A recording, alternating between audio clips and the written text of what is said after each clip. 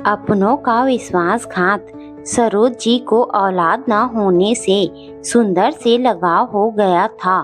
ससुर के समय से ही जब गिरधारी लाल चौकीदारी करता था तब वह अपने बेटे को हवेली ले आता, क्योंकि उसकी पत्नी जन्म देते ही गुजर गई, जिस कारण गिरधारी लाल हमेशा सुंदर को साथ रखता।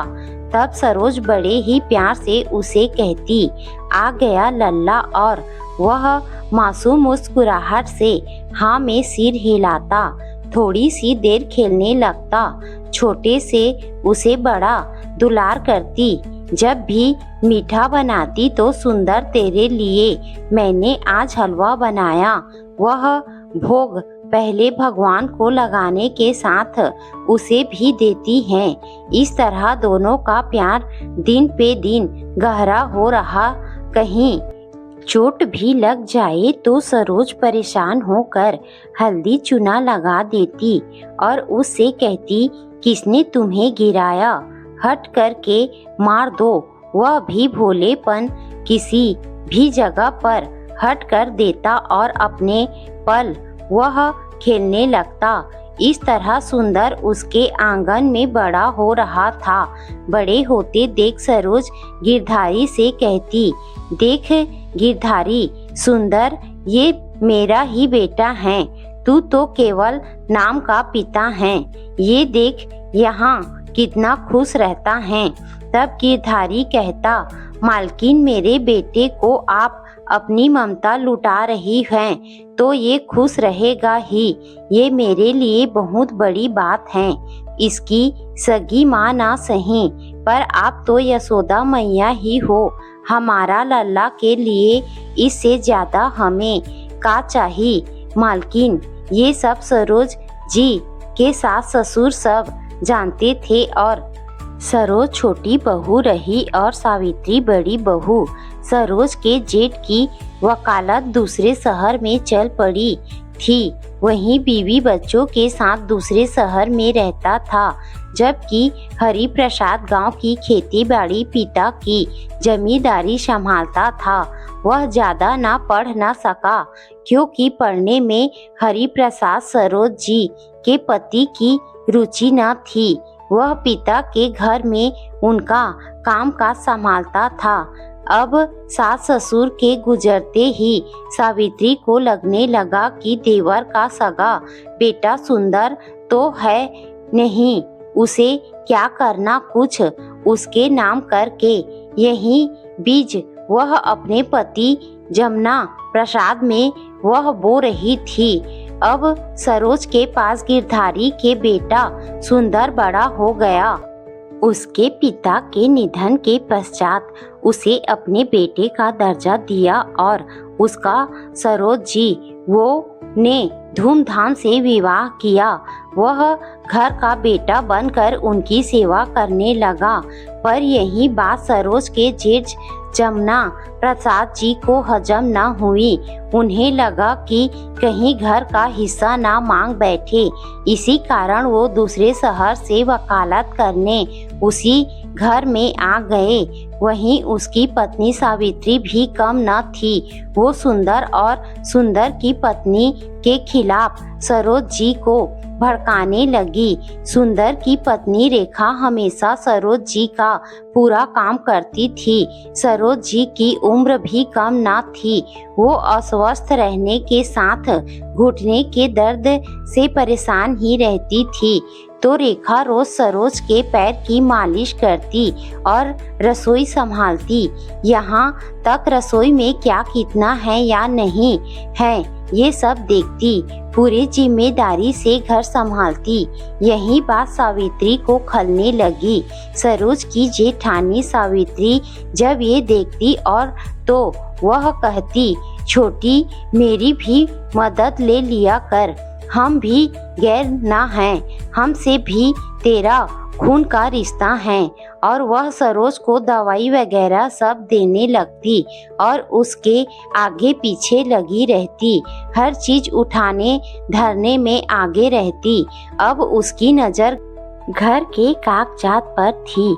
इधर जेठ जमुना प्रसाद भी छोटे भाई को कहते, छोटे तुमने सुंदर को सिर चढ़ा रखा है और उसकी बीवी रेखा तो घर पर कब्जा करके बैठी हैं, उससे अपना खून का रिश्ता ना है। तब हरि प्रसाद जी कहते, अब जो है मेरा यही बेटा सुंदर ही है, उसे किसी प्रकार का लालच ना है। पूरे विश्वास से अपनी बात अपनी बड़े भाई से कही। तब जमुना प्रसाद कुछ नहीं कह पाए, पर मन में मैल था ही। उन्हें अपने बच्चों के नाम जायदाद करवानी थी, तो वो चाहते थे कि हरि प्रसाद किसी न किसी तरह सुंदर को घर से अलग कर दे, ताकि छोटे की आंख में धूल झोंक सकूं। धीरे धीरे शक का कीड़ा बोया जा रहा था। कभी सावित्री सरोज को कुछ समझाती, कभी बड़े भैया हरि प्रसाद के कान में जहर घोलते। जब कभी खाने पीने पर रेखा दबाव बनाकर सरोज को कुछ खाने पीने को कहती, देखो अम्मा, ये दूध तो पीना ही पड़ेगा, नहीं तो और शरीर की हड्डी कमजोर पड़ जाएगी।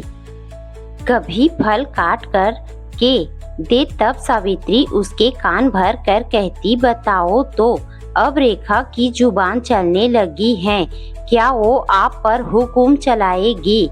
उसकी ऐसी मजाल, मैं तो आपकी जगह होती तो अच्छी खबर लेती। घर में खेती बाड़ी का हिसाब पिता के गुजरने के बाद वह बेटा बनकर हिसाब संभालता। देख जमुना प्रसाद जी कहते, छोटे पराये खून पर इतना विश्वास सही नहीं। अब तो जेठानी सावित्री की नजर तिजोरी पर रहने लगी, और तो और ताना देने से भी बाज नहीं आती। देखो तो सरोज, सुंदर और रेखा के भाग्य खुल गए। जो तुम जैसे लोग उन्हें ठगने मिल गए। अपने तो अपने होते हैं और पराये तो पराये होते हैं। यही बात अब सरोज को भी सही लगने लगी। आखिर हो भी क्यों ना। जब देवरानी घर की चाबी हाथ में लेने लगे, जब भी कोई सामान मांगना होता तो वहीं तिजोरी से पैसे निकाल कर देती। रेखा बस सरोज का चेहरा देखती रह जाती और कुछ कह नहीं पाती। उसे पता था कि सरोज जी उसके पिता की सगी माँ नहीं हैं। अब अधिकार से सावित्री हर सामान की उठा धरी करती, जैसे रेखा और सुंदर कोई हो ही ना। खैर समय बीत रहा था, अब क्या था, रेखा और सुंदर तो थे ही निशाने पर। धीरे धीरे सरोज को भी रेखा और सुंदर खटकने लगे।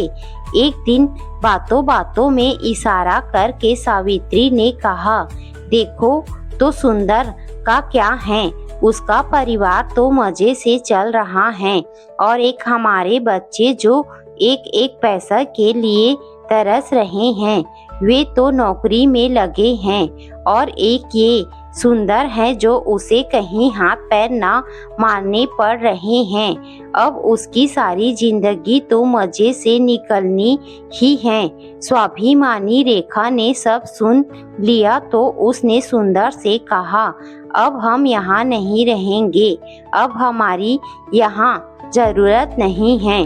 फिर ने भी बहुत बार ताने सुने तो उसने भी विश्वास किया वो ये घर छोड़कर चला जाएगा। कौन, मैं अम्मा बाबूजी का सगा बेटा हूँ। फिर सुंदर ने नई नौकरी ढूंढी, वहाँ से निकलकर किराए के मकान में रहने लगा। कुछ दिनों के बाद ही जमुना प्रसाद ने जब छोटे भाई की जायदाद अपने बच्चों के नाम धोखे से करा ली, अब उनका काम तो हो गया था। तब एक दिन जेठ जेठानी भी कहने लगे, सरोज अब हम यहाँ ना रहेंगे, क्योंकि तुम्हारे जेठ जी की वकालत नहीं चल रही है। यह सुनकर सरोज ने कहा, क्या तुम लोग हम दोनों को अकेले छोड़कर चले जाओगे तो हम लोग कैसे रहेंगे? तब झूठी दिलासा देते हुए सावित्री बोली, हम हमेशा के लिए थोड़े ही जा रहे हैं, हम मिलने आते रहेंगे। और यहाँ खाना वाली और मालिश वाली लगा दी, वो देख लेगी, अब हमें न रोको, हमारे बच्चे भी दूसरे शहर में अकेले हैं। ये कहकर वे दोनों निकल लिए। अब अकेले रहने के कारण सरोज ने घर के काम लंगड़ा लंगड़ा कर जैसे तैसे करने लगी।